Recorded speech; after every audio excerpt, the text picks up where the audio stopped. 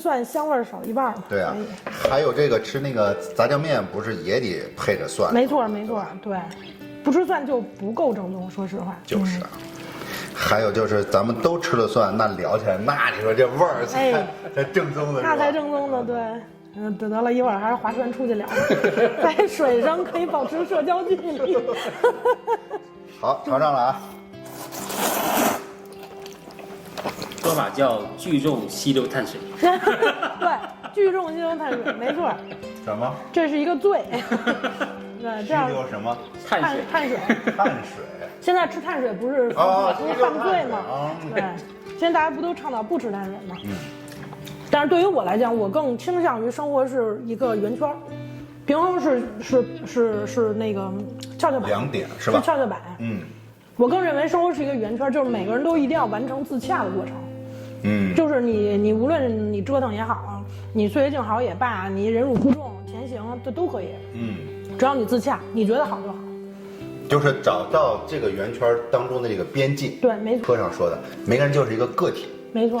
个体首先你要自己要舒服，或者自己要怎样，然后你要往前走一步的时候呢，实际上你是在摸索这个边界。没错。尤其到2个人交界的这个地方，对方或者是对面的这个人，他是可以接受的。bubble 嘛，然后你碰到别人，你看2个 bubble 碰到一起的时候，几何学家，2个 bubble 碰到一起的时候，它不见得是会碎裂，它有的时候2个 bubble 会变成一个葫芦。对。你能理解吗？就是这种感觉。而且呢，有些时候呢，你要能碰对人的话呢，2个圈能交融。我觉得我跟你们现在就是变成葫芦了。就是虽然你看咱们平时都各自生活在各交融嘛。对，交融了。对吧？对，就各自是在各自的 bubble 里。生活都不一样，但是现在咱们就是在那个葫芦的边界上，对，很舒服。边界跟它这个边界，我们正好能够搭在一起了，互相窥探还很舒服，这样就行。对，你别碰一块啪碎了，这个就是你没碰到跟你那志同道合的人，对，气场不合，对。而且就是归根结底，最终还是要自己一个 bubble 在那飘着。你看着别人特美，但其实别人看你也很美。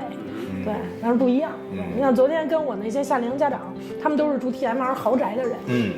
然后因为跟他们孩子已经教了太多年了，什么打枪啊、户外滑雪都是跟着我。我跟他们说，我说你看你们的生活，我每次去你们的豪宅，看你们有那么多的生活用品，然后有漂亮的车，然后有漂亮的房，我都会很羡慕。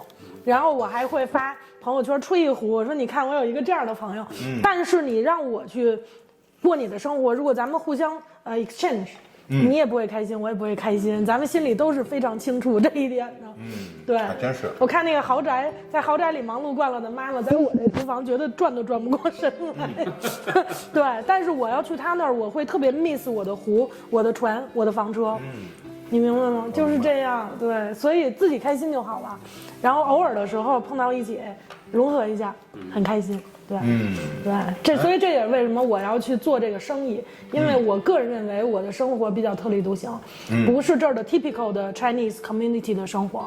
对，更西一点的那种思维吧，你觉得呢？你觉得呢？怎么说呢？西人要分。那西人那些有 family 的，肯定也不是我这样。他已经很自由了。但是我的朋友确实西人更多。是因为很多西人他没有 family 的西人，那种 crazy 的 outdoor 爱好者，就是我这么生活的，甚至比我更那个。对，他们看我还签 lease 租个地儿，他们说，你不是有房车吗？你为啥要签个 lease？ 对，你看我好哥们儿，好几个好哥们儿都在三色湾，他们常年就是租营地，然后冬天半年营地不就大雪封了吗？直接把自己的30多尺的大房车拉到 BC。拉到阿尔伯塔，拉到温哥华，连滑雪在那边划船到处玩，夏天再回来。对，你看我发朋友圈，我之前不是几乎每天都去参加他们的聚会，各种喝酒。就在房车里。对，他们自己也有亲戚朋友，就都在什么样都有自己的房子，或者他们自己的那个 brothers sisters siblings， 他们都有自己的家庭，都在这附近，但是人家就选择这样的生活方式。人家过够了，哪天说玩到40岁了，准备 settle down 了，要孩子了，然后人家再去签 lease 租个地方，甚至再去买房。他就是他的现在这个生活，实际上就是他的工作，他的工作就是他的生活，可以这么说，可以这么说。而且呢，他的爱好现在就是他的生活。对对，而且我还在不停的向着更野的方向发展。就是我的梦想还是多野，我的梦想就是住在 trailer 里。我不想再有房子了。哎，我觉得也许过2年咱们这个葫芦又能碰到一块儿了。3个 trailer trash。什么时候准备住进你的 trailer？我得等孩子再大点。因为孩子来我这儿，我不能让孩子没有一个地方住。而且说实话，中国人想完全跳出这个没有 property 的圈儿挺难的。我需要做一番心理挣扎。我想买块地，建一个自己的 bunker。我不想建 house， 我想建个 bunker。就那种地堡。地堡。对，用来存放我的枪和我一些不用的东西。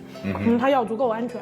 然后我需要很好的很大一片土地的 driveway，而且我那片地我准备买在湖边，也就是说我的船、我的房车、我的跑车都有地儿放，然后我就拉着 trailer， 平时就住在 trailer 里了。对。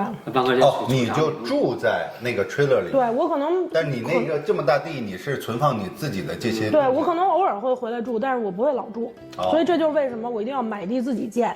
我要建个 house 的话，你知道 house 需要很多的 maintenance，house 需要 supervision。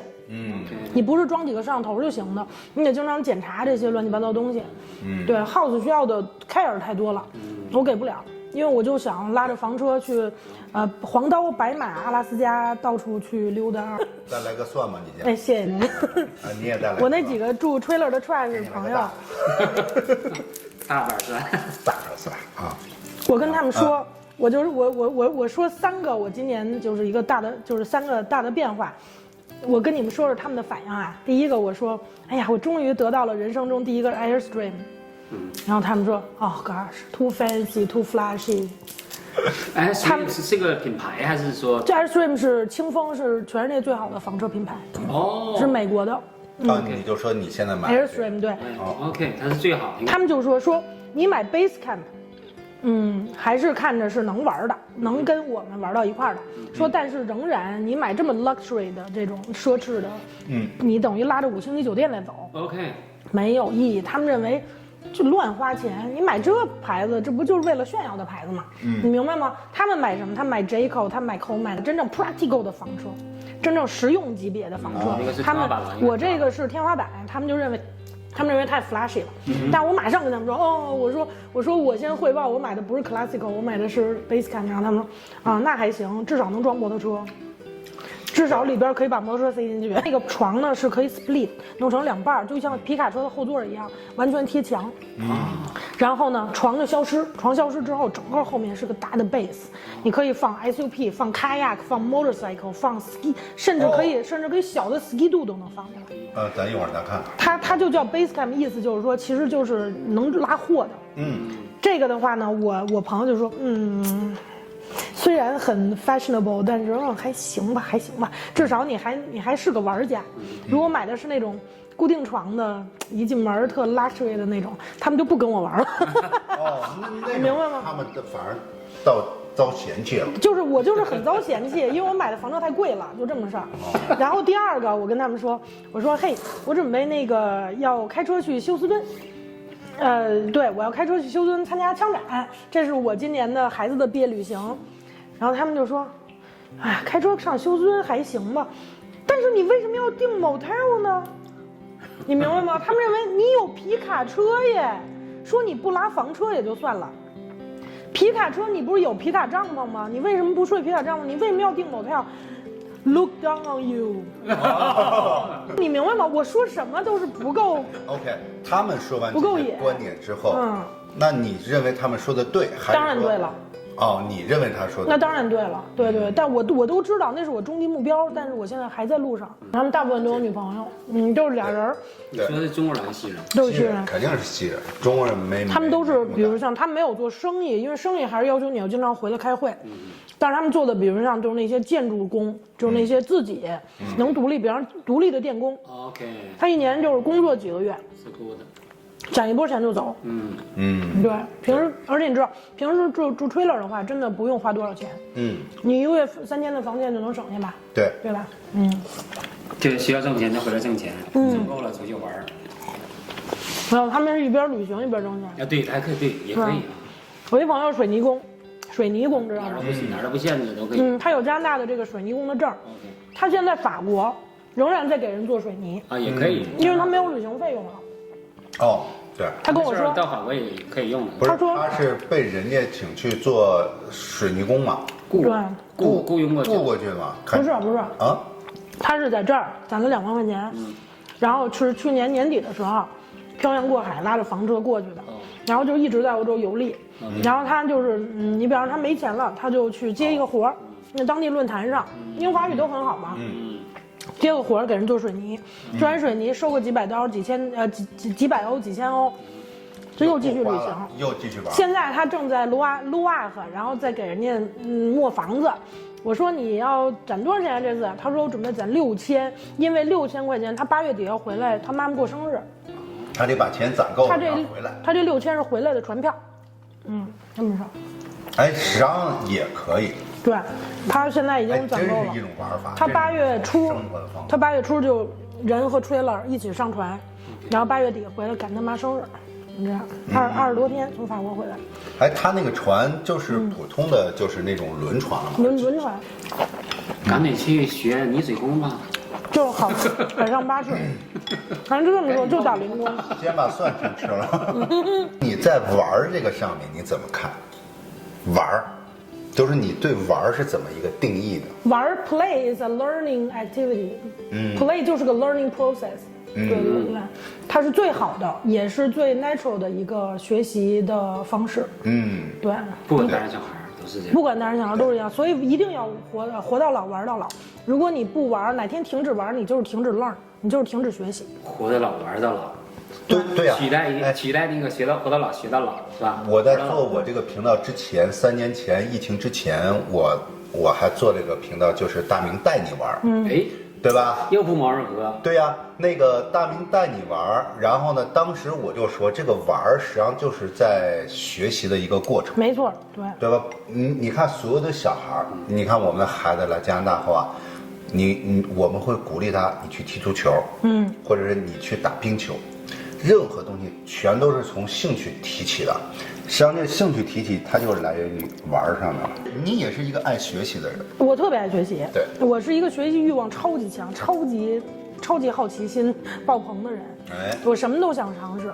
所以您知道，您刚才说活到老玩到老这话，不是取代活到老学到老，它是给学这个字注入了一些方法，怎么学，不是看书，不是找老师。去玩去吧，你就学了。这是最 natural 的方式。对，因为我们 education 的那个大学，好几个大学都在讲这个事儿。美国纽约州有一个著名的 play 博物馆，它就叫 Museum of 叫 Strong Museum of Play。对，那个是全世界唯一的一个玩博物馆。我带妮娜每年都会去。我妈那个年龄的啊，她有些时候呢，她生活就已经是大半辈子了。对，一成不变。他们的这种已经一成不变了。但是呢，这个时候呢。他对什么东西他又提不下兴趣，没错，持续学习才能让自己不老。就是你说活到老学到老，没错。还有刚才你说的持续学习才能让人不老，我觉得这个就是这样，这个人是不是就是这样？